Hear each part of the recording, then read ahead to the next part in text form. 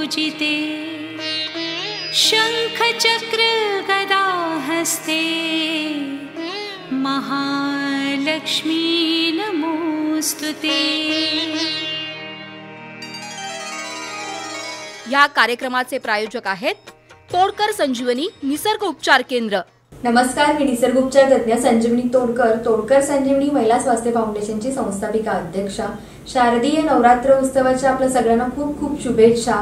तसेच सगळ्यांसाठी आवडीचा विषय म्हणजे येत्या 29 तारखेला आयर्विन मल्टीपर्पज हॉल कोल्हापूर येथे आम्ही 1 लाखाचा महाराज दांडिया याचं आयोजन केलेलं आहे। खास महिलांसाठी हा कार्यक्रम असेल, तर आपण सगळ्यांनी नक्की या कार्यक्रमात हजेरी लावा आणि नाव नोंदणी आवश्यक आहे। त्यामुळे खाली नंबर दिलेत, त्या नंबरवर नाव नोंदणी करा आणि खूप सारी भरघोष बक्षिसे जिंका। आणि अजून एक महत्त्वाचं म्हणजे रील स्टार हल्ली खूप वाढलेत, रील्स करणाऱ्या प्रत्येकासाठी म्हणजे खास महिलांसाठी असं नाही, स्त्री पुरुष मुलं मुली सगळ्यांसाठी रील्स करणाऱ्यांसाठी खाली लिंक दिलेली आहे, खाली आयडीज दिलेत, त्याच्यावर आपापल्या रील्स टॅग करा, तोडकर संजीवनी हॅशटॅग करा आणि छान छान रील पाठवा। त्याच्यासाठी सुद्धा खूप छान छान बक्षिसं असतील। Thank you so much. बीजापूर गदेक्षुकार मुकुरजा चक्राब्ज पाशोत्पला व्रीहग्रस्व विषाण रत्न कुंभ प्रोद्यत्करांभोरुहा ध्येयो सवल्लभया सपद्मकरया श्लिष्टोज्ज्वलद्भूषया विश्वोत्पत्ति विपत्ति संस्थितिकरा विघ्नेश इष्टार्थदा या माया मधुकैटभ प्रमथिनी या महिषोन्मूलिनी या धूम्रेक्षण चंडमुंड प्रमथिनी या रक्तबीजाशनी शक्ति शुंभ निशुंभ दर्पदलनी या सिद्धलक्ष्मी परा सा चंडी नवकोटी मूर्ती सहिता मां पातु विश्वेश्वरी। नमस्कार, मी ॲडव्होकेट प्रसन्न विश्वंभर मालेकर, कोल्हापूर, मंदिर आणि मूर्तिशास्त्र अभ्यासक। दुर्गा सप्तशती या मार्कंडेय पुराणांतर्गत असलेल्या संस्कृत देवी महात्म्याचा प्राकृत अनुवाद अर्थात देवी महात्म्य या ग्रंथाचा आपण भावार्थ पाहत आहे। प्रथमाध्यायापासून जगदंबेचं चरित्र पाहताना आपण प्रथमाध्यायामध्ये प्रथम चरित्र जे तो महाकालीच्या अवताराचं प्राकट्य बघितलं, मध्यम चरित्रामध्ये महिषासुरमर्दिनी महालक्ष्मीचं चरित्र बघितलं आणि आता उत्तम चरित्रामध्ये महासरस्वतीचा पराक्रम पाहताना धूम्रलोचन, त्यानंतर चंडमुंड, रक्तबीज या दैत्यांचा संवार झाल्यावरती आता शुंभ आणि निशुंभ हे दोन्ही दैत्य युद्धाला आलेत आणि त्याच्या पुढे देवीचं जे चरित्र आहे ते आपण पाहतो। हा शुंभ आणि निशुंभ या दोघांनी देवीबरोबर युद्ध सुरू केल्यानंतर देवीनं तीव्र अशा बाणानं निशुंभाला भूमीवरती पाडलं आणि त्यावेळेला 8 हातांचं प्रचंड रूप धारण करून हा शुंभ युद्धासाठी आला। शुंभ आला हे देखून देवीने शंख वाजविला पूर्ण। शुंभ युद्धाला आलेला बघून देवीने शंख वाजवला आणि धनुष्याच्या टणत्कारानं सगळ्या ब्रह्मांडाला तिनं गाजवून सोडलं। त्यात घंटानादाचा ध्वनी नाद भरला दिग्गज करणी, तो नाद असुर ऐकोनी पाठी दडती शुंभाच्या। इतका प्रचंड आवाज झाला की त्या आवाजाला घाबरून सगळे असुर शुंभाच्या पाठीमागे लपून बसले। वाद्यांचा घोष व्हायला लागला, असुरांच्या गर्जना, स्वर्ग मृत्यू पाताळ सगळं या आवाजाने कोंदून निघालं। त्यात सिंहाची आरोळी असा हा शेषाला सुद्धा आता भीती वाटायला लागली। चतुर्दश लोक म्हणजे 14 भुवन भयकंपित झाली आणि जणू दिग्गजांना म्हणजे 8 दिशांना पृथ्वी सावरून धरणाऱ्या 8ही हत्तींना सुद्धा मूर्छा आल्याप्रमाणे वाटलं। त्यात कालीनं उड्डाण करून दोन्ही करांनी उचलून आकाश पृथ्वीमध्ये आपले हात आपटायला सुरुवात केले। असा सगळा हा देवीने तयार केलेला उपद्रव बघून शुंभाला सुद्धा त्रास व्हायला लागला आणि त्रास पाहून ह्या असुर सेनेनं क्रोधानं या शुंभ राणानं देवीवरती धावून जाण्याचा प्रयत्न केला। त्याला देवी म्हणते थांब। सगळ्या देवांनी मिळून त्यावेळेला जय शब्द म्हणजे देवीचा जय जयकार केला। शुंभानं तीव्र शक्ती म्हणजे असा तीव्र असा भाला देवीवरती टाकला आणि देवीनं पुन्हा आपल्या भाल्यानं तो शुंभाचा भाला मोडून टाकला। भयंकर अशा युद्धामध्ये हजारो बाण देवीनं त्या शुंभावरती टाकले, ते शुंभाने क्षणमात्रामध्ये छेदून टाकले। इतक्यात निशुंभ सावध झाला। मगाशी जो निशुंभ बेशुद्ध पडला होता देवीच्या घातामुळे, देवीच्या घावामुळे, तो पुन्हा शुद्धीवरती आला आणि हातात धनुष्य घेऊन चपळाईनं देवीवरती बाण सोडायला लागला। चंडिका, काली, सिंह या सगळ्यांना बाण मारून त्यानं व्यापून टाकलं। निशुंभ अत्यंत मायावी होता। 10,000 भुजांचं त्यानं रूप धारण करून 10,000 चक्र त्यानं देवीवरती सोडली. आणि आता मात्र जगदंबेला राग आला. असंख्य बाण तिनं सोडले आणि 10,000 चक्र छेदून टाकली. गदा शेवटी मग निशुंभानं गदा देवीवर टाकली. तेव्हा देवीने आपल्या खडगानं ती गदा छेदून टाकली. असं प्रत्येक शस्त्राला दुसरं शस्त्र उत्तर देत देत या दोघांचं युद्ध सुरू झालं. 9 कोटी मूर्ती म्हणजे 9 कोटी चामुंडा 64 कोटी चामुंडांसह देवी रणांगणामध्ये अनंत शक्तींना घेऊन युद्ध करते. स्वर्गामध्ये अनंत देव पुष्पवर्षाव करतायत. आणि अशातच सवेत चंडिकेने हास्य करून क्रोधे खड्ग मारीला धावून निशुंभाचे मस्तक छेदून धरणीवरी पाडले. निशुंभाचं मस्तक उडवून देवीनं त्याला धरणीवरती पाडलं. आणि मग देवीच्या सगळ्या सख्या आनंदानं नाचायला लागल्या. देवांनी पुष्पवृष्टी केली. वाद्यांचा गजर झाला. त्यानंतर मात्र सिंह सुद्धा क्रोधानं इतर दैत्यांवरती धावून गेला. काली शिवदूती या सगळ्यांनी पराक्रम सुरू केला. कित्येकांना कालीनं आणि शिवदूतीनं भक्षण केलं. ब्रह्मशक्तीच्या म्हणजे ब्रह्माणीच्या मंत्रबळानं किती जण तरी असुर मूर्छावर येऊन पडले. काही मृत पावले. माहेश्वरीच्या त्रिशूळानं काही जण भस्म झाले. रेड्यावरती बसलेल्या वाराहीच्या आघातानं अनेक असुर मरण पावले. वैष्णवीच्या चक्रानं काही मेले. काही ऐंद्रीच्या वज्रानं मेले. नरसिंहीच्या केवळ दृष्टीनं काही जण मृत्यू पावले. अशा सगळ्यांचा नाश करत कितीतरी सिंहानं किती जणांना खाल्लं. या सगळ्याचा देवांना आनंद झाला. आणि निशुंभाचा वध झाल्याचा आनंद सगळ्या देवांनी साजरा केला. आता पुढच्या अध्यायामध्ये शुंभ दैत्याचा संहार करेल असं सुतोवाच करून रामबाबा वर्णेकर यांनी हा सप्तशतीचा या देवी रहस्याचा किंवा देवी महात्म्याचा 9वा अध्याय पूर्ण केला. 10व्या अध्यायामध्ये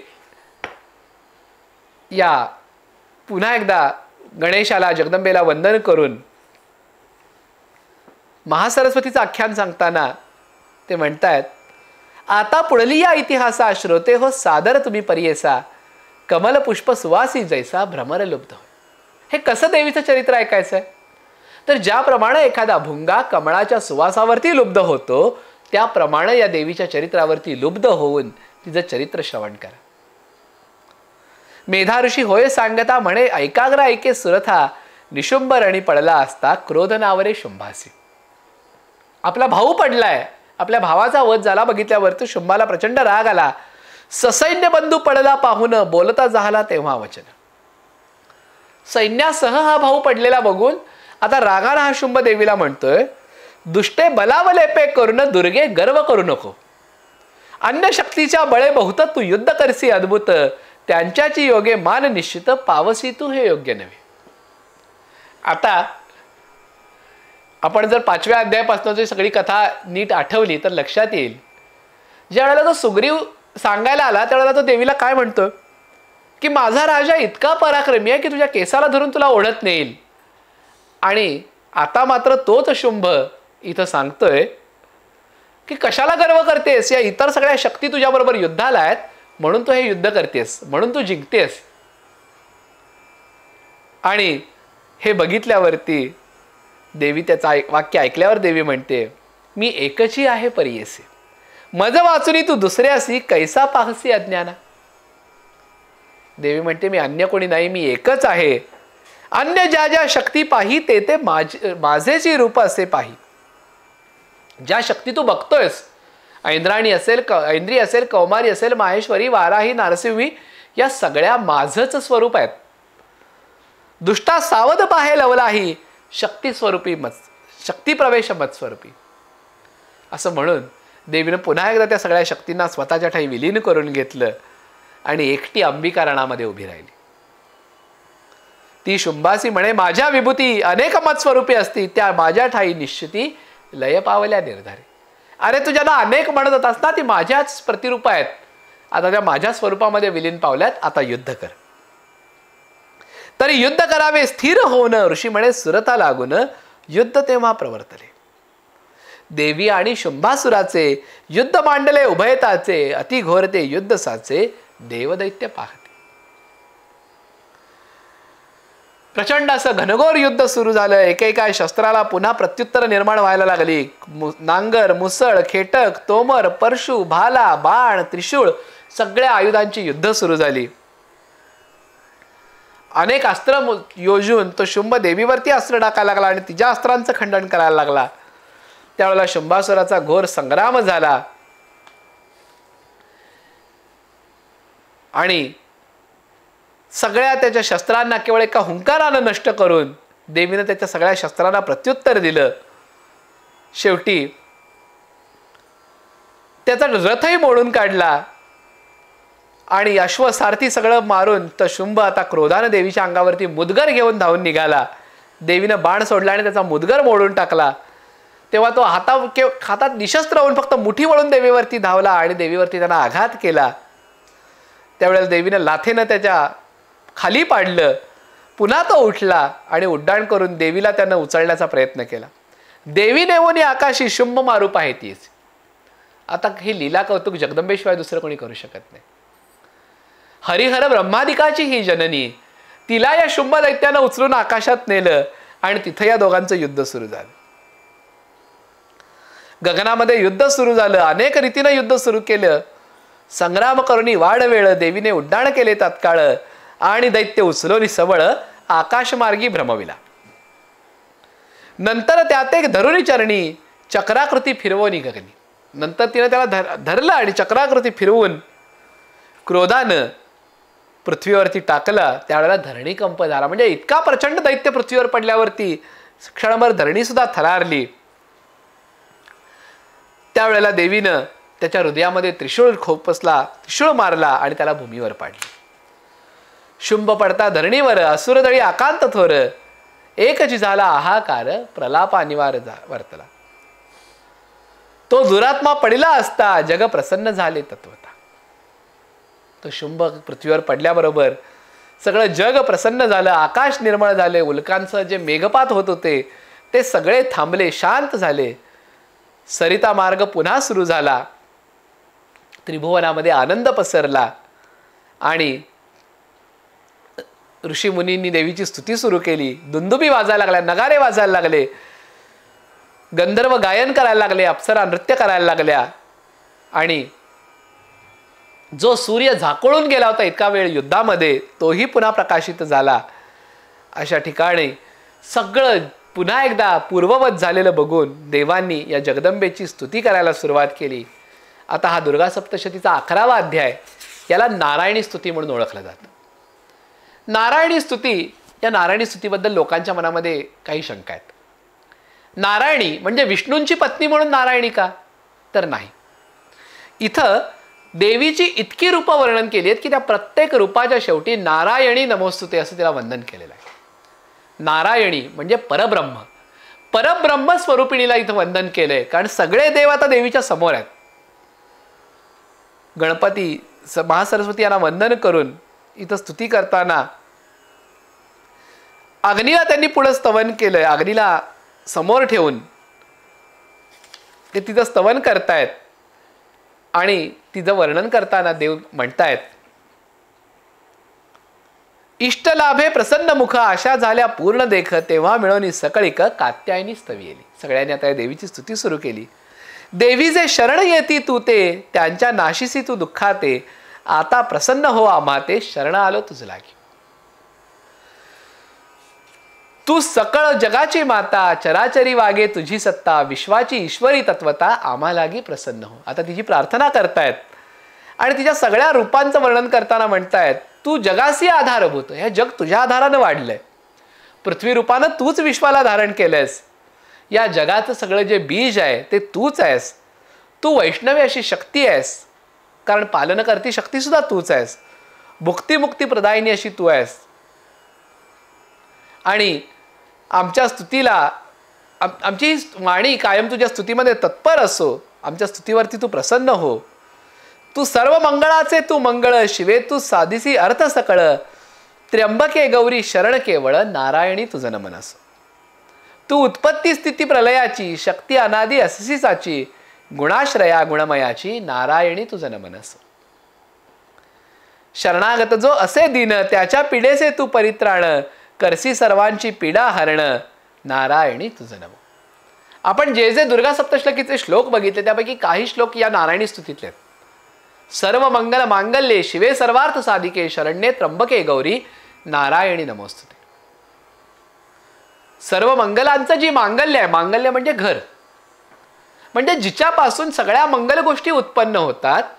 सर्व मंगल मांगल्ये शिवे सर्वार्थ साधिके, सगळ्या इच्छांची पूर्ती जिच्याकडून होते. शिवे सर्वार्थ साधिके शरण्ये. शरण्या म्हणजे काय तर शरण जावं, जिला शरण जावं अशी ती, जिला सगळेजण शरण जातात अशी ती, किंवा जिला शरण जावं. शरण कुणाला जावं तर ज्याच्याकडे शरण गेल्यानं संकटाचं हरण होणार आहे त्याला शरण जावं. आणि मग अशी कोण तर ही जगदंबा. त्या पीडेचे परित्राण तू करसी सर्वांची पीडा हरण. शरणागत दीनार्थ परित्राण परायणे. शरणागत दीनार्थ परित्राण परायणे म्हणजे काय?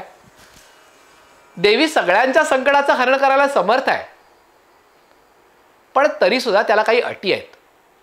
काय अट आहे तर शरणागत. मुळात पहिला शब्द आहे शरण आगत.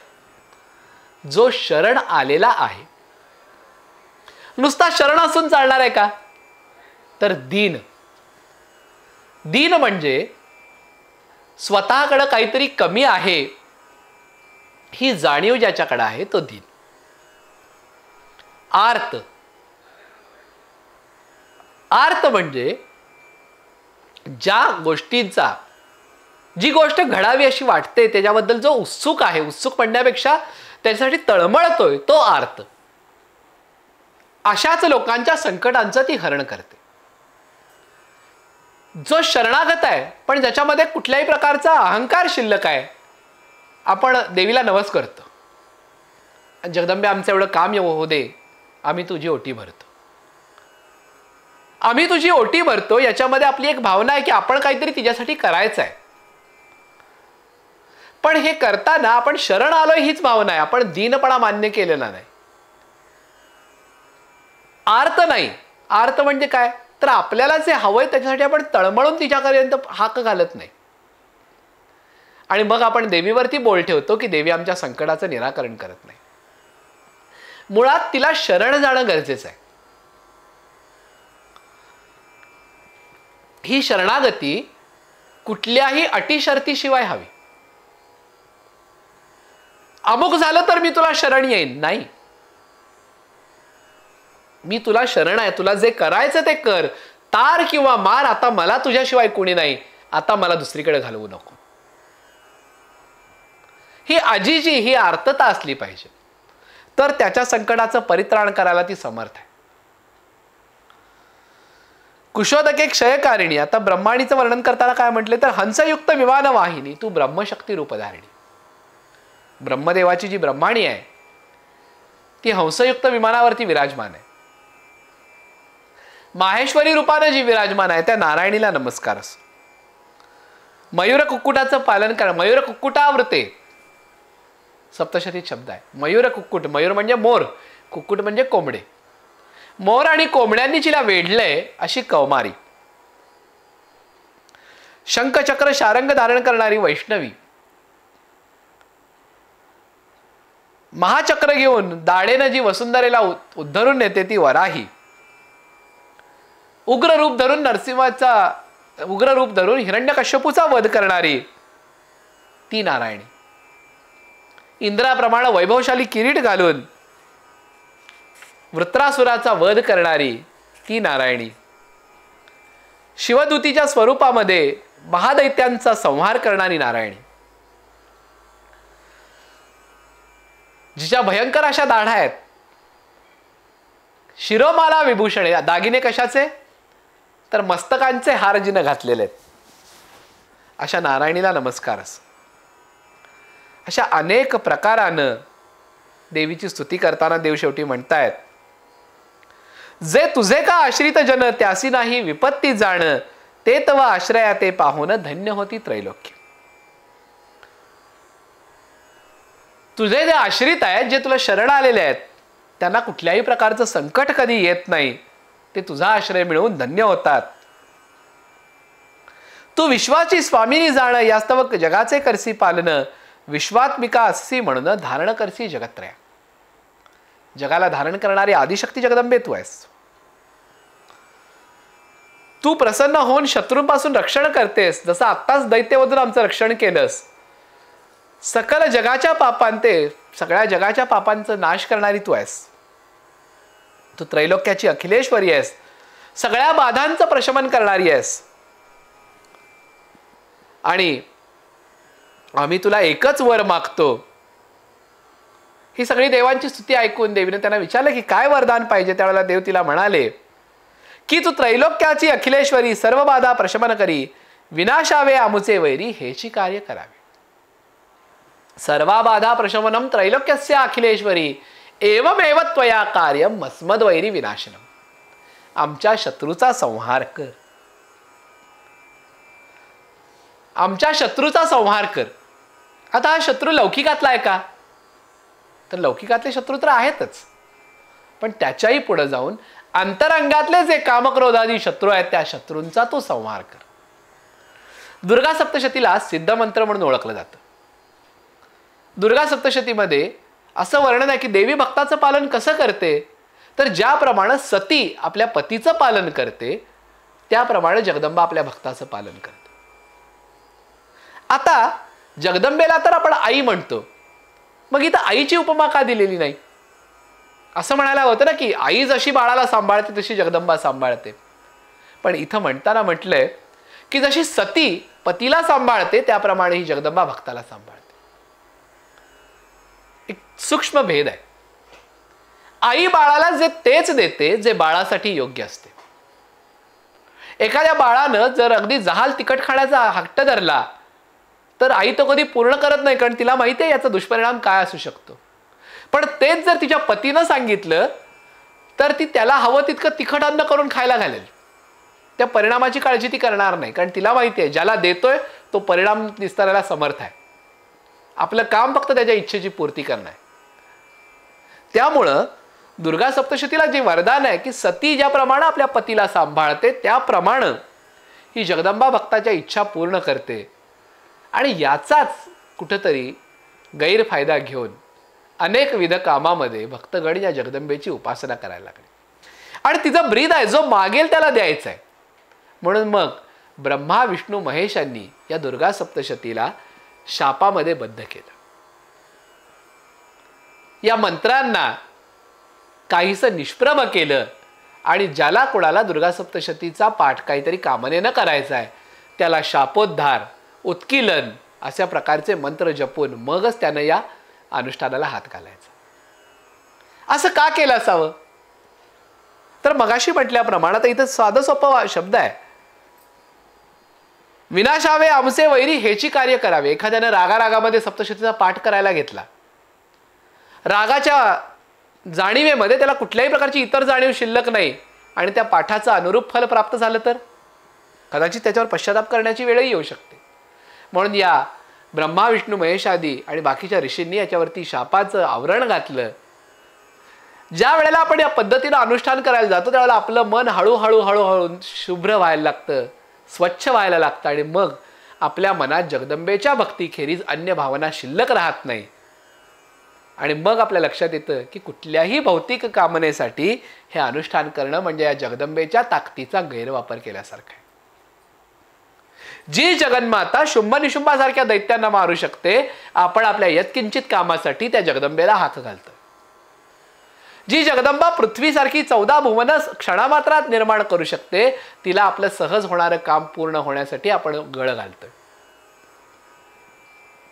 या सगळ्यामध्ये आपल्याला जगदंबेची ताकद समजून येते आणि आपल्या मनाचा कोतेपणा समजून येतो. म्हणून मग या ऋषीगणांनी याच्या शापाचं, उत्कीलनाचं बंधन घालून ठेवलं. आणि म्हणूनच देवाने हे वरदान मागितल्यानंतर आम्हाची संकट थोर पडेल तेव्हा तो अवतार घेऊन विघ्न निवारावे असं म्हटल्यावर देवीनं सांगितलं, पूर्वी 3 अवतार धरुनी दैत्य मारले दुरात्मे. पूर्वी 3 अवतार धारण केले, महाकाली, महालक्ष्मी, महासरस्वती. पुढेही बहुत अवतार तुम्हासाठी धरीन साचार, त्यांचा सांगते मी विस्तार, श्रवण करा देव हो.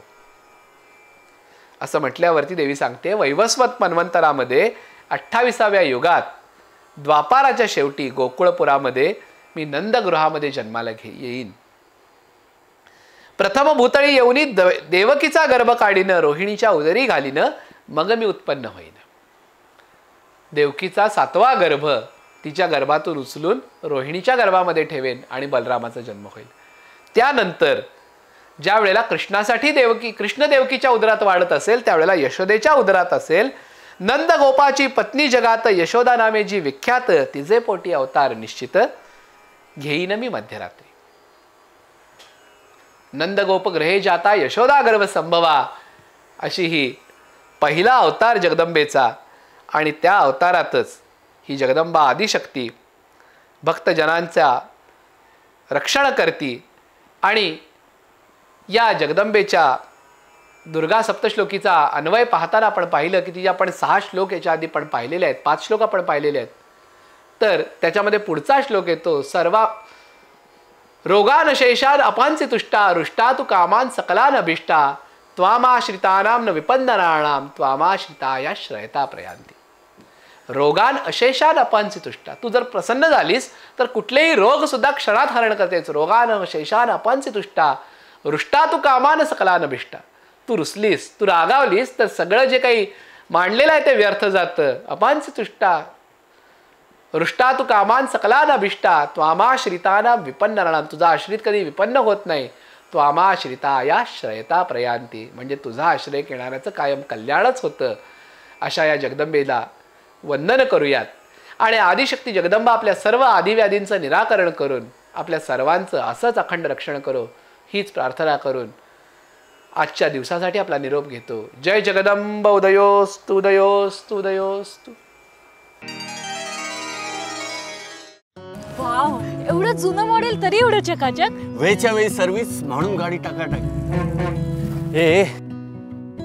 गाडीचं सर्व्हिसिंग होतं, मग शरीराचं का नाही? शरीराचं सर्व्हिसिंग म्हणजे निसर्गोपचार.